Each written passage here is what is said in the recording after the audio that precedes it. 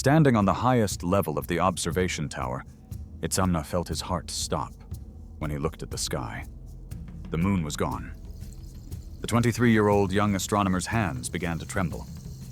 This wasn't an eclipse. He had observed eclipses hundreds of times, calculated them, recorded them in codices. But this was different. The sky was completely empty, as if the moon had never existed. "Impossible," Itzamná whispered, clutching his observation stone tightly. He looked again at the markings on the stone plate.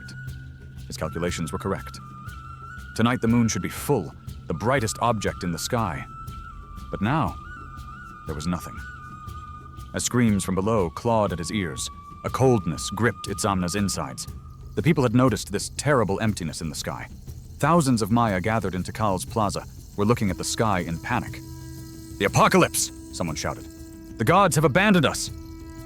But what was truly shocking was a note Itzamná saw in the old codex in his hand. His grandfather, Kinich, the great observer who had died 10 years ago, had drawn a small mark on the edge of a page. Itzamná had never noticed this mark before. Until now, when he held the page up to the light with trembling hands. "Shadow period, when the moon will vanish." His heart began to beat wildly in his chest. His grandfather knew about this. But how? And why hadn't he told anyone? As Itzamná ran down the temple stairs, his mind raced frantically. The ancient astronomical records were kept in the secret archive on the lowest floor of the temple. That sacred place where only High Priest Apuch and senior observers could enter. "Where do you think you're going, young fool?" High Priest Apuch's deep voice echoed in the dark corridor. The elderly priest, with his red feathered headdress and golden breastplate, appeared before Itzamná. "High Priest, in the sky, the moon..." Itzamná's voice trembled. "I know what you saw." Apuch's eyes gleamed dangerously. "And you cannot enter the archive." "But my grandfather wrote something." He mentioned something called the Shadow Period. Could this have happened before? This is where everything changed. The expression on Apuch's face. For a moment, that powerful and authoritative priest looked frightened. "Don't read your grandfather's ravings from before he went mad," Apuch said. But Itzamná noticed the tension in his voice. "Go calm the people. Tell them this is an eclipse, something temporary." "But it's not an eclipse." "My calculations. Damn your calculations." Apuch's shout echoed through the temple walls. The old priest had never behaved like this. "You're just a young observer, Itzamná. There are things you cannot understand. You haven't seen the biggest surprise yet." As Itzamná walked toward the dark corridor behind Apuch, he saw carvings on the temple walls he had never noticed before. These carvings, showing different phases of the moon, finally ended with a completely blackened circle. And above that dark circle, a terrifying symbol, a serpent-like creature devouring the sky. At midnight, Tikal had grown silent, that deep silence created by fear. The people had locked themselves in their homes, holding their children, praying to the gods. But Itzamná had only one thing on his mind: learning the truth. He slipped quietly through the temple's back entrance. The guards were in the front plaza, trying to control the panicked crowd. No one noticed the young observer descending to the temple's forbidden floors. As he descended the stairs, his torch pierced the darkness. The walls were damp and cold. On these floors, traces of ancient ceremonies could still be seen. Bloodstains, burn marks, strange symbols. Wait a minute, don't miss this detail. The archive room door was open. That massive stone door, normally secured with 3 different lock systems, was slightly ajar. Itzamná's hair stood on end. Someone had been here before him. The scene he saw when he entered took his breath away. Hundreds of codices, stone tablets, observation records, but all were in disarray. Someone had hastily searched for something here. And then he saw it. In the darkest corner of the room, another door leaning against the wall. A secret door, sealed with stone blocks, warning symbols drawn on it. "Cursed be those who enter," it read in Maya glyphs. "Shadow knowledge is imprisoned here." When he brought his torch closer, his heart began to beat wildly. The stone blocks had been moved recently. Dust traces and stone fragments looked fresh. You won't believe this. Behind the door, he saw stairs continuing. A dark passage leading even deeper into the heart of the temple. As Itzamná descended the stairs, his mind was filled with questions.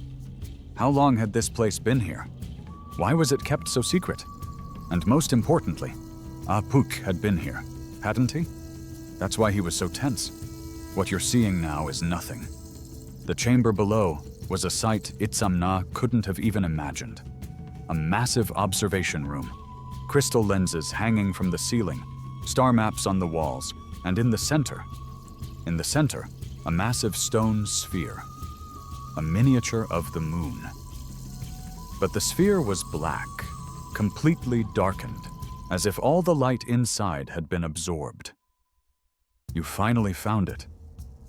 When Itzamná turned, he saw Apuch at the top of the stairs. The old priest looked tired, as if carrying a 100-year burden. "What is this?" Itzamná asked, his voice echoing in the room. "The truth." Apuch slowly entered. "I knew a curious young observer like you would eventually find it, just like your grandfather did." "My grandfather? What did he find?" "Itzamná." Apuch took a deep breath. "The moon didn't disappear. The moon was consumed." These words hung in the air. As Itzamná's brain tried to make sense of this, Apuch picked up an ancient codex from the wall. "Our ancestors saw this 3 more times.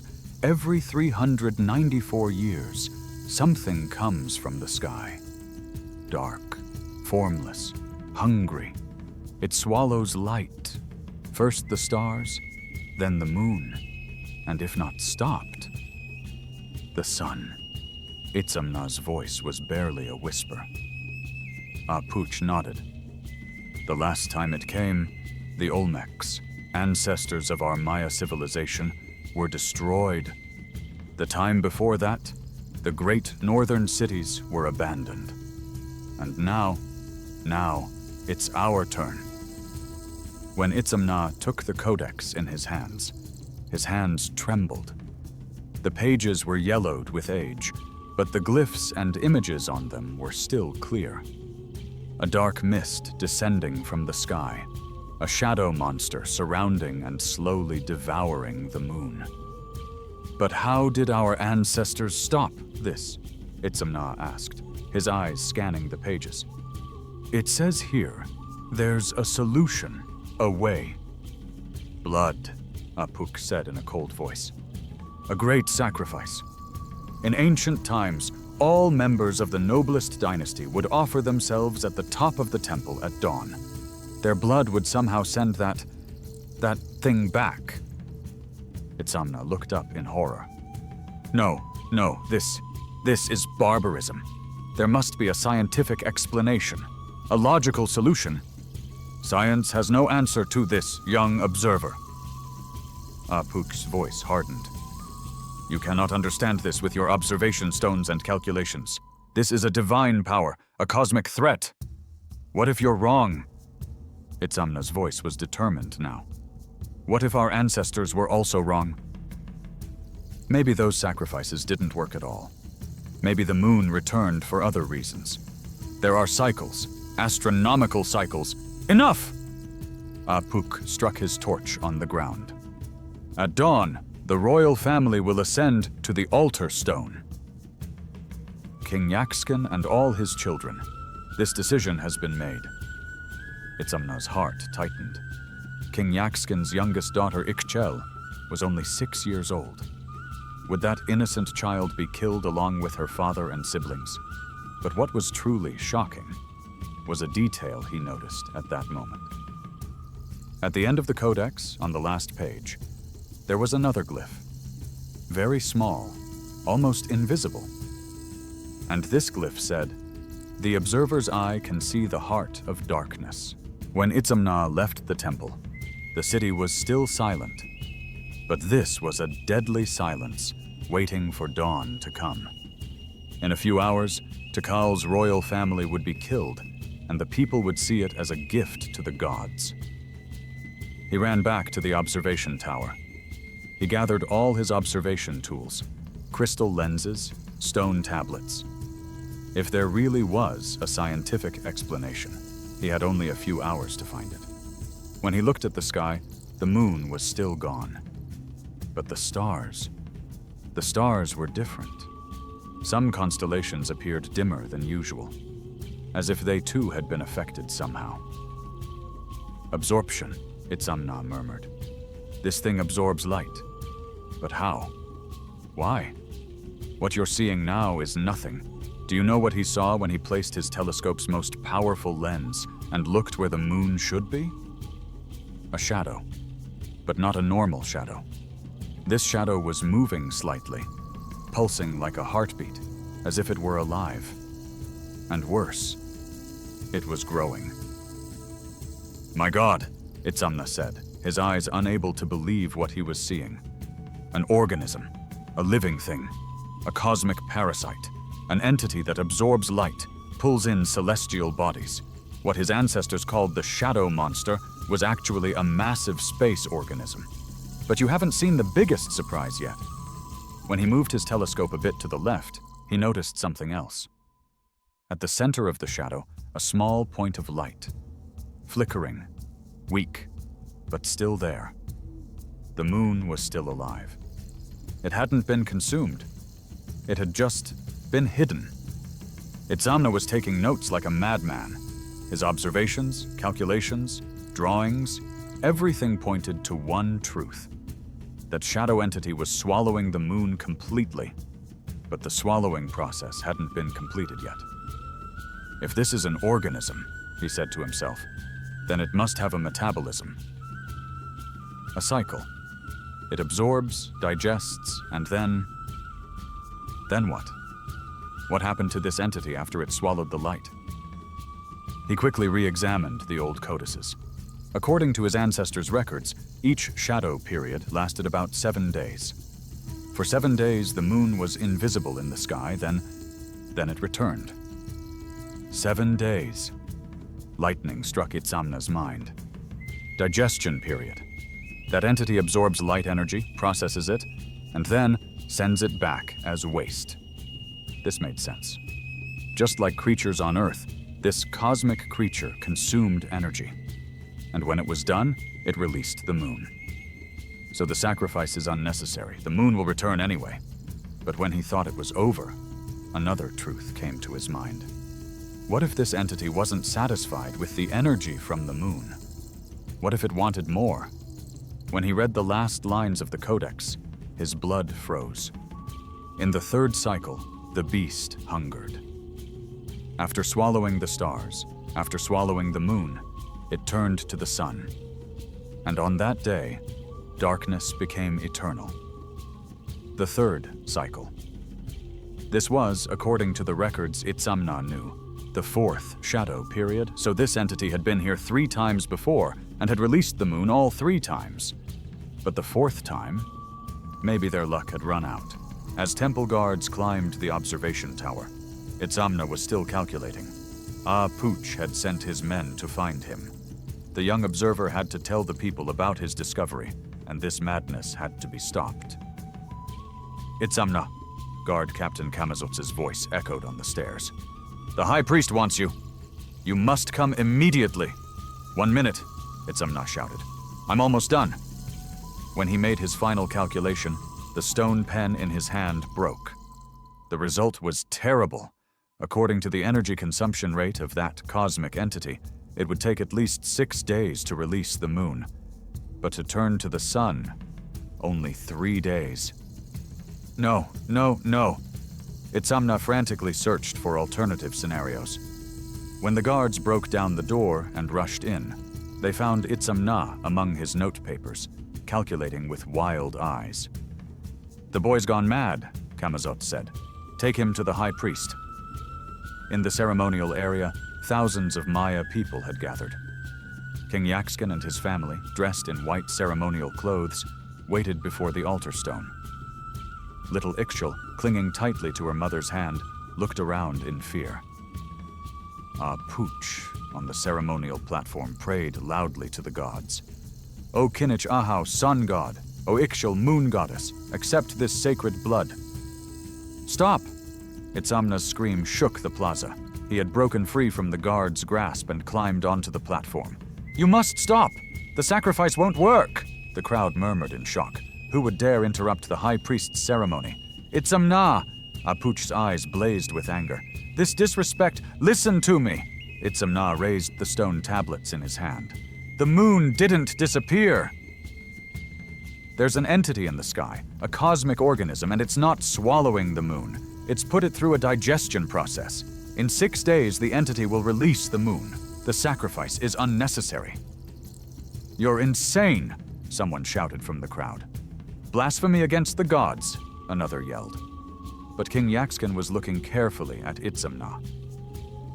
Young observer, the king said, his voice tired but determined. If you're wrong, our people will perish. If the moon doesn't return, the sun will also vanish, and the entire world will be plunged into darkness. I know, Itzamná's voice cracked. But I've read our ancestors' records. The sacrifices changed nothing. The moon returned after 7 days every time. You don't need to die. This is where everything changed. Something moved in the sky. Everyone looked up.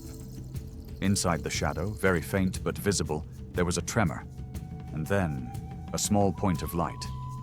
Look, Itzamná pointed to the sky. Do you see?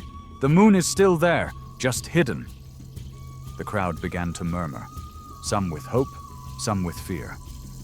This is a deception, Pooch shouted. The gods are testing us. King Yaxkin looked at his daughter Ixchel. The little girl had tears in her eyes, but rather than fear, she was watching Itzamná with curiosity. Young observer, the king said, if I trust you and you're wrong, all my people will perish. But if I don't trust you and you're right, my family dies in vain. I know, Itzamná swallowed. I know what a burden this is. But science doesn't lie. Observations don't lie. Our ancestors' records show the same thing in all cycles. The moon always returns. Wait a minute, don't miss this detail. Pooch suddenly lunged forward. Have you forgotten your grandfather's fate, Itzamná? He too believed in science like you. And in the end, he went mad. He jumped from the observation tower because he couldn't bear what he saw. Itzamná froze. What are you saying? Did you think your grandfather didn't commit suicide? Pooch looked at him with a bitter smile. Kinich, during that shadow period, saw everything you're seeing now. But he saw something else. In the sky, at the center of that entity. Something, a consciousness. And that consciousness looked at him, pulled him in, and the poor man lost his mind that day. You're lying, Itzamná's voice trembled. I'm not. Your grandfather's last words. It's waking up. With each cycle it wakes up a little more, and one day it will fully awaken. The crowd fell into deep silence. Itzamná looked at that dark shadow in the sky, and for a moment, just a brief moment, he saw something at the center of the shadow. Like an eye, a huge, ancient, and hungry eye. Itzamná's knees trembled, but he didn't fall. He took a deep breath and opened the codex again. High Priest, he said, his voice now more determined. My grandfather didn't go mad. He discovered something. Look, here, on the last page. The observer's eye can see the heart of darkness. This isn't a warning, it's an instruction. What do you mean? King Yaxkin leaned forward. That entity carries a consciousness, and consciousness means it can communicate. My grandfather tried to communicate with it, but he was alone, afraid. I'm afraid too, but now you're all here. And maybe, just maybe, if we can touch that entity, speak with it. Impossible. Pooch's face had turned bright red. Are you trying to speak with the gods? It's not a god, Itzamná shouted. Gods bring light, give life. This thing is just a creature trying to survive. But maybe it's intelligent. Maybe it can understand. You won't believe this. At that moment, the shadow in the sky moved. It trembled, and a voice came into Itzamná's consciousness. Not words, but emotions. Hunger, fatigue, and curiosity. It's here, Itzamná said, his eyes wide. It hears me. It hears us. Screams of fear rose from the crowd. Some began to flee, but King Yaxkin and his family remained in place. What does it want? The king asked. Itzamná closed his eyes and opened his mind to that dark entity. Whatever his grandfather had felt 10 years ago, he was feeling now. An infinite void, drifting through space for millions of years, alone, so terribly alone. It's lost, Itzamná whispered. "It doesn't know where it is. It's just hungry and tired. Can you communicate with it?" King Yaxkin stepped closer. I think so. Itzamná focused all his mental energy. He tried to project images, emotions, the concept of life, growth, the sun, plants, animals, people, and then he tried to show balance, coexistence, the moon returning. The shadow trembled, and in Itzamná's mind, a response came: confusion, then understanding, and finally, acceptance. The sky began to change. The shadow slowly, very slowly, began to contract, and from within, the moon's light began to emerge. The crowd gasped. Some fell to their knees. Some wept with joy. "It's working!" someone shouted. "The moon is returning!" But Itzamná knew the truth was more complex. The entity wasn't leaving. It was negotiating. In his mind, he felt the entity's needs. It needed energy, yes, but not all of it. Just enough to continue its journey through space. A small portion of the moon's light, a fraction of the sun's energy. And in return, it would protect them. Any cosmic threat that came near Earth would be driven away by this ancient guardian. "It wants to stay," Itzamná said aloud, "but not as a destroyer. As a protector." "What?" Apuch looked incredulous. "It's lonely. It's been traveling through space for eons, and it found us. It doesn't want to harm us. It just wants to not be alone anymore." King Yaxkin looked at the sky, then at his daughter, then back at Itzamná. "And you trust this thing?" "I trust what I observe," Itzamná said. "And what I observe is an intelligent being making a choice. It could consume everything, but it's choosing not to." The moon continued to emerge from the shadow. And as it did, the shadow didn't disappear. It transformed, became thinner, more translucent. It spread across the night sky like a protective veil, barely visible but always present. As dawn broke over Tikal, the people stood in silent awe. The moon hung in the sky, perhaps slightly dimmer than before, but present. And around it, if you looked carefully, you could see a faint shimmer, the entity, now their guardian, watching over them. King Yaxkin approached Itzamná. "You saved my family. You saved our people. And perhaps you saved that creature too." Itzamná shook his head. "I just observed. I just listened. Sometimes that's all science is, paying attention to what's really there, not what we fear might be there." Apuch stood apart, his face unreadable.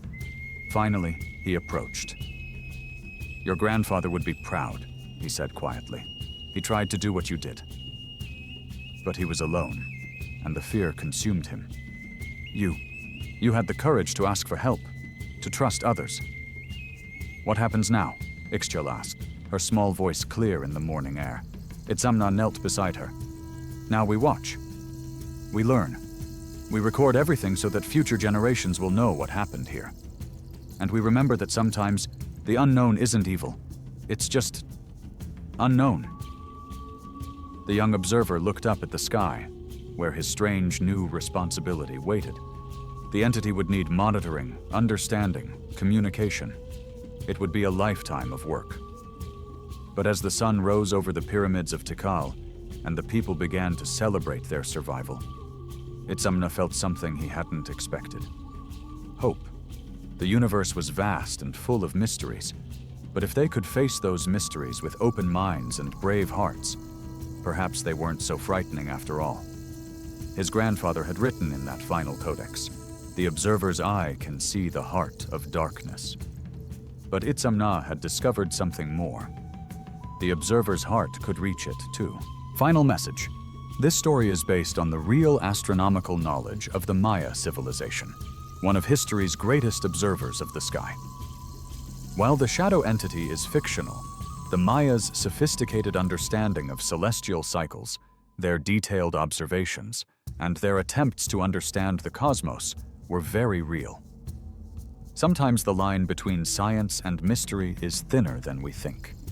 And sometimes the bravest thing we can do is to look at what we fear and try to understand it.